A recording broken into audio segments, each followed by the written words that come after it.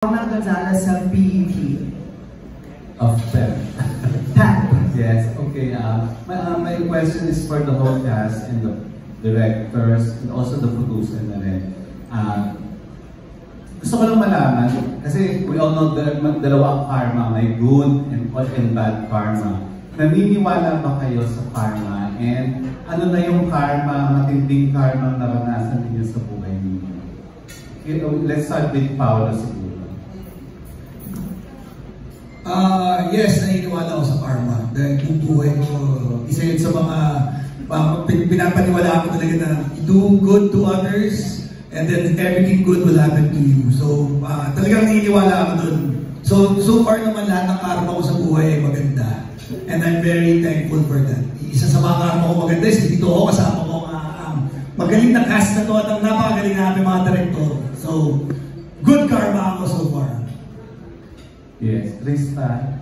Yes po, naniniwala din po ako sa karma. And like din kay Paolo, good karma naman siya. And kung nakakaranas naman ako ng bad karma, tinitake ko siya as good karma for me to learn sa mga past experiences. Thank you. Krista, sandali. Example ng bad karma na naranasan mo.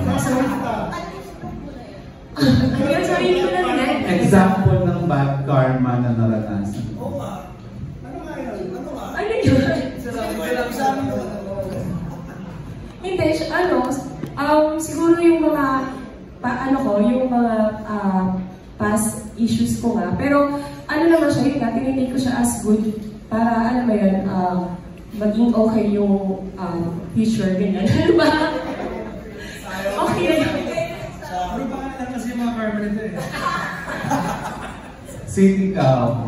No, yeah, I believe in karma 100%, and I don't think it just extends to like how you treat other people. Because all my life, like si Paolo, I've been up and down under the wheel, and I noticed that I don't really treat other people poorly. In fact, I have the grace to treat everybody as equals, right? But I realized also that it goes and it extends to how you want to treat yourself. And ever since I started being nice to myself, the world started shining back at me. So I'm really happy. And it actually started during our time, diba? Yeah, that's cool. Si, follow-up na, meron ka bang bad karma naranasan na meron kang natutunang magandang life lesson?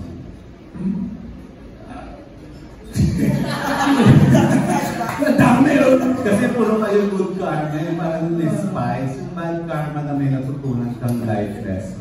Like yung na-mention ko kanina, it was more of not how I treat the world around, it was more of how I treated myself. And I think I treated myself so well that the universe paid its back on me. I partied too hard, is that what you want to know? Yeah, so anyway, yeah, after that, like I said, first question, you start treating yourself better, the universe, it smells back at you.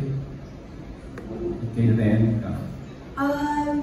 Well, katulad po ng mga kasama ko, naniniwala din po ako sa karma. Pero hindi po ako naniniwala sa revenge, para gano'n.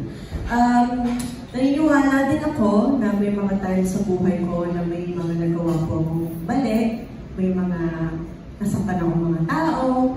Pero I think hindi ko consider na bad karma yung bumalik sa akin because kung may naranasan man ako mga hirap sa buhay dahil sa mga nagawa ko before or may mga naranasan ako na naging uncomfortable ako, I think ang good karma naman nun is natuto ako, nag-grow ako as a person, as an actor. I don't think nandito po ako ngayon kung hindi ako natuto sa mga bawat pagkakabali ko, kung hindi ako nag-fail, kung hindi ako natuto sa bawat mga nangyari sa akin before. But it doesn't mean naman na kapag kinarma ka in a bad way is you're a bad person. Hindi naman po gano'n yun. Part siya ng life. Lahat naman tayo nagkakamali. Lahat tayo for sure. Dun sa bawat bad karma na yun, may natutunan tayo. And for me, kung meron ka natutunan after nun is, it's a good karma for me. Yun. Ako 100% naniniwala ako sa karma. Kaya nga nagkaroon ng karma. Kasi ako nagsulat din ng pelikula na to. Of course, there's always good and bad karma, but at the end of the day, bottom line, universe will always find a way para itama kahit na nagkaroon ng... I mean, wala nang perfectong tao. Me, personally, I did some crazy stuff. Pero, lagi kong nararamdaman may ginagawa yung universe or the higher being, God, maybe para ilagay ako sa tama para, I think, the bad karma really is yung iparana sa'yo yung mga life lessons na ginawa mo to, so ito yung consequence. Pero yun na nga, yung pinaka-importante, the good karma is babalikan mo yung mga hardships na pinagdaanan mo because of the consequence of your wrong decisions para mas maging strong ka. And me personally as a director, as a writer, nagagamit ko lahat ng pangit na pinagdaanan ko para mas ma-enrich kung ano man yung craft na ginagawa ko. Thank you, Dudley. I personally believe in karma also, like all of us. Karma can only be bad if we won't take it as a lesson. So, pagka pinalagpas natin lahat ng mga masasamang ginawa natin and like Derek said, yung universe nagbibigay na sa'yo ng signs tapos hindi mo pa rin inaayos kung ano yung mga dapat mong ayusin sa sarili mo, then you'll forever be in a bad state. So, good or bad karma, it's something we can all learn from. Yeah, naniniwala ako sa karma. Like, lahat ng sinabi ng mga friends ko, pag-usapan natin yung religion, lahat din naman yung sinasabi nila, just do good and good things will come. Kahit na you feel na parang hindi. Pero dahil sa karma, ito eh. Yun lang. Thank you so much. Thank you. Thank you, Mr. Romo Gonzalez and Beth. Now, may we hear from Rider PH, Mr. Jojo Panaligan. Yung sa directors natin. Ang genre nito ay action thriller na ako. So, yes. So, alam naman namin na in the past weeks talagang sinasabi ni Ren na nahirapan siya dun sa mga, talagang na-challenge siya dun sa mga yung training niya for the scenes. Pero kayo as directors, ano pa yung challenges aside from the actors having to learn new things for the film?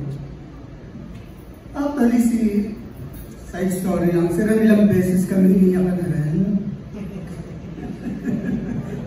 Kasi pag tinignan mo kasi si Ren, parang kaya-kaya niya lahat. Pero sa totoong buhay, malaki siyang nagkakaroon ng doubt na, kaya ko ba ito? First time ko mag-action. Actually, nung matinding shooting sa Baguio, puro fight halos yun, ilang beses siyang umiyak, tapos sabi niya, Direk, hindi ko kaya gaga. Then, kaya mo yan. Nagawa mo na nga yung mga nakaraang eksena. Pero nung ginawa niya, kapag napanood niya, magaling talaga sila. Siguro yung self-doubt, na-reinforce din nun yung gagalingan niya talaga para sa kanya. So, anyway, kaya na rin. Magaling siyang action star. Anyway, yung mga struggles natin, siyempre alam naman natin na unang-una, pag sinurvey natin ng Philippine cinema, normally ang mga lumalabas lang naman sa atin po yung rom-com, family drama, kasi alam natin lahat na mahal gumawa ng action films. Kaya ako sobrang nagpapasalamat ako sa mga producers. Of course, si VJ. Si VJ actually ang nagtawid sa akin, palakpakan natin si VJ. Siya ang nagtawid sa akin sa family niya na open-heartedly parang sinabi nila, sige, subukan natin.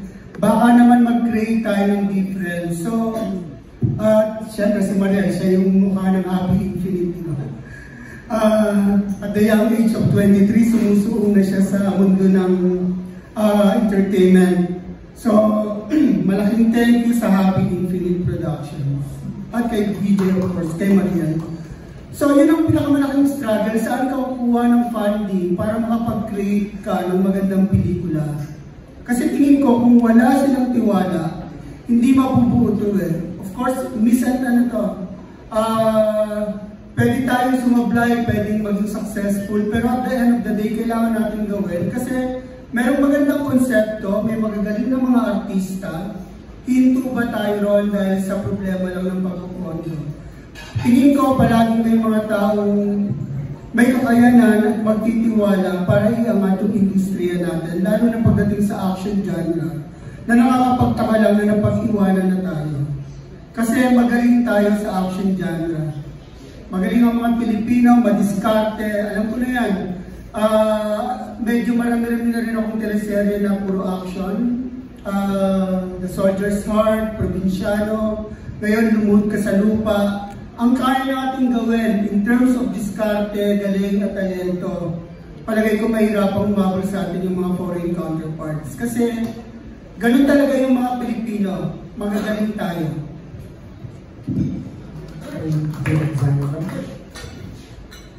I'm gonna keep it short. Siguro pinaka-struggle para sa akin, yung hindi magbigay ng more than doon sa expect kasi sobrang galing nila. Pare-pareho kaming buhaw lahat para ibigay sa inyo yung dapat namin may ibigay and more. So, struggle siya na ma-meet yung expectation not only the fans but sila mismo. Kasi mahal nila yung proyekto, mahal namin yung proyekto. So, yun. Yun po. Comment ko lang yung register nila, parang Angelina Jolie tuloy. Yung pinapanood ko yung trailer. Congrats, Bella. Thank you po. Wow, that's a huge compliment. Thank you.